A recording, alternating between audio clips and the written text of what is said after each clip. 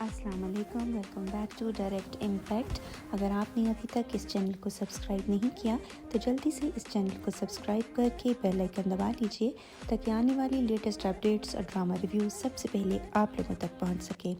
कुमकुम भाग्य की आज के एपिसोड में हमने देखा कि प्राची ने नहायत खूबसूरत अंदाज में अपनी बातों के जाल में फंसा के उस खातून को घर के पेपर्स पे साइन करने के लिए राज़ी कर लिया, क्योंकि प्राची के लिए घर की रिश्तों की जितनी अहमियत है उसने उन सब बातों को याद करते हुए दोहराया और उनके दिल को छू गया और उन्होंने भी रोना शुरू कर दिया और वो फ़ौरन मान गई प्राची की उस ऑफ़र को कि आपका घर हम ऐसे ही उठा के टॉप फ्लोर पे रख देंगे और कहीं से कुछ हम गिराएंगे नहीं।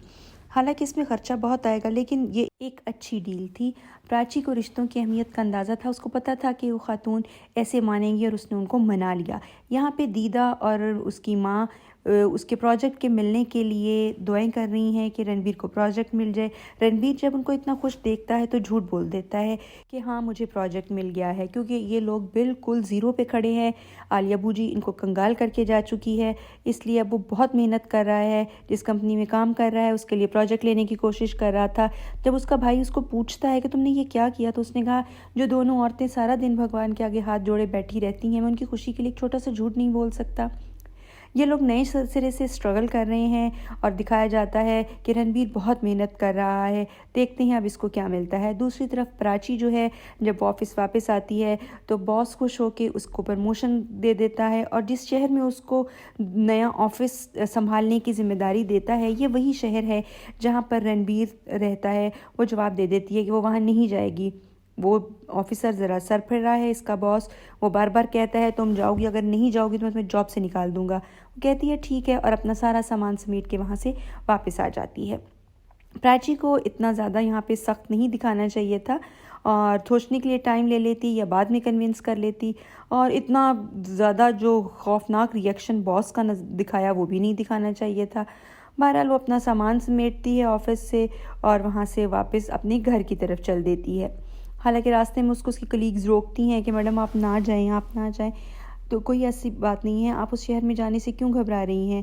तो लेकिन वो चली जाती है। अब रणबीर रास्ते में सोच रहा है कि मेरी माँ और दादी कितना मेरा ख्याल करती हैं, मेरा परिवार कितना मेरे लिए करता है और मैं उनको एक खुशी भी नहीं दे सकता।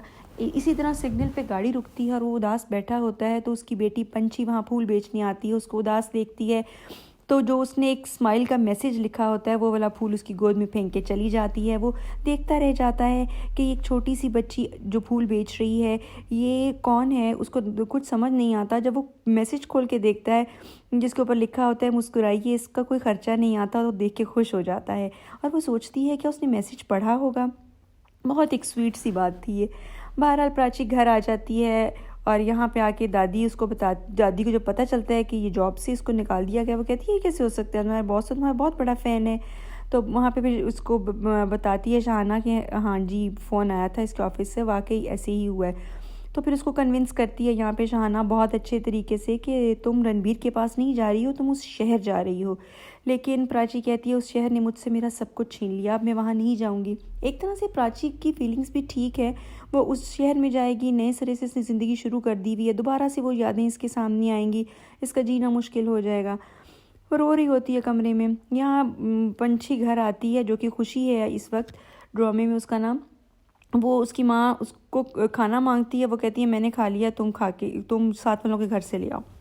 तो बहरहाल फिर दिखाते हैं रणबीर को ख्याल आता है, उसको हर जगह अभी भी प्राची ही नज़र आती है। उसको ख्याल आता है मैं घर आता हूँ तो दरवाज़ा प्राची खोलती है, तो फिर एकदम से उसको हाथ लगाने लगता है तो वो गायब हो जाती है। वो फिर सोचता है मैं क्यों सोच रहा हूँ उसके बारे में, और दरवाज़ा बंद कर देता है। यहाँ दिखाते हैं प्राची ने दरीचा खोला और चांद के सामने खड़ी है, सितारे दिख रहे हैं, तो उसको वो बात याद आती है कि हमारी बेटी जब इस दुनिया में आई थी तो हम दोनों ने यही सोचा था कि ये हमारी ज़िंदगी में चांद और सितारा बन के आई है।